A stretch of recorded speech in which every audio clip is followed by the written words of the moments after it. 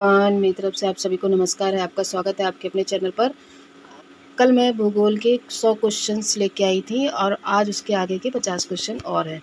तो चलिए देखते हैं। और ये क्वेश्चंस एग्ज़ाम के पॉइंट ऑफ व्यू से बहुत ही इम्पोर्टेंट होते हैं। तो चलिए देखते हैं। सबसे पहले बात कर लेते हैं, भारत का सबसे ऊंचा पठार कौन सा है? तो वो है लद्दाख का पठार। भारत की सबसे लंबी सहायक नदी कौन सी है? तो वो यमुना नदी है। यमुना नदी गंगा नदी की सहायक नदी है। यमुना नदी गंगा में कहाँ मिलती है? तो प्रयागराज में मिलती है। सोन नदी किस नदी की सहायक नदी है? तो सोन नदी भी गंगा नदी की सहायक नदी है।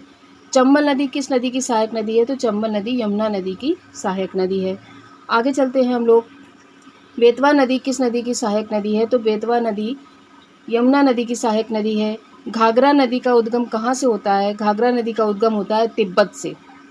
कोसी नदी को किस नाम से जाना जाता है? तो बिहार के शोक के नाम से जाना जाता है।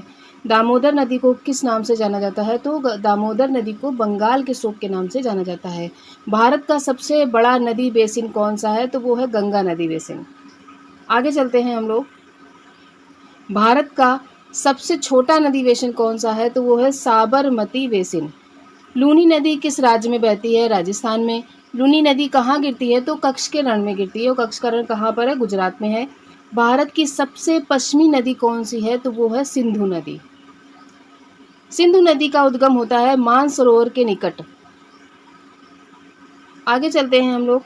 सतलुज नदी का उद्गम कहाँ से होता है? तो राक्षस ताल के से होता है, जो कि कहाँ पर स्थित है? तिब्बत में स्थित है। ब्यास नदी का उद्गम कहाँ से होता है? तो ब्यास नदी का उद्गम होता है ब्यास कुंड से। रावी नदी का उद्गम होता है हिमाचल प्रदेश से। झेलम नदी का उद्गम होता है वेरीनाग से।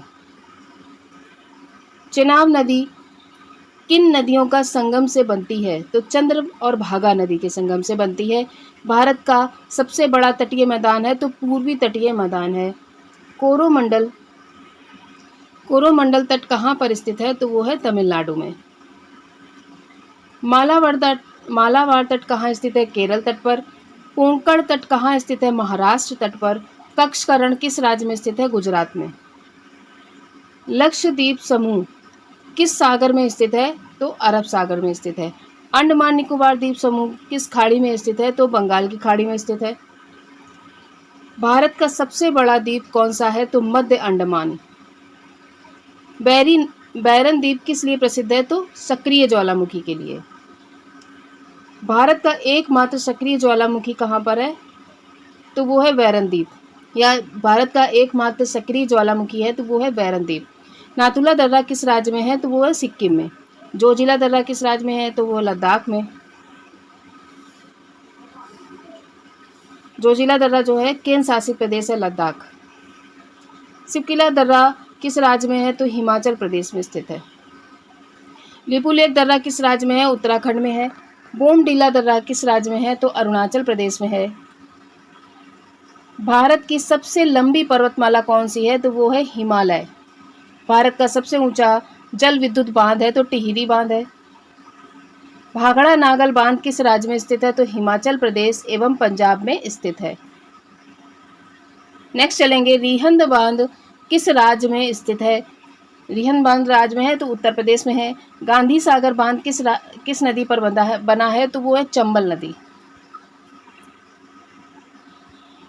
भारत में सर्वाधिक चाय उत्पादन किस राज्य में होता है? असम में होता है। भारत में सर्वाधिक कॉफी उत्पादन है तो कर्नाटक में। उसके बाद देखेंगे भारत का सर्वाधिक गन्ना उत्पादन वाला राज्य है तो वो है उत्तर प्रदेश। भारत में सर्वाधिक गेहूं उत्पादन किस राज्य में होता है? तो वो उत्तर प्रदेश में होता है।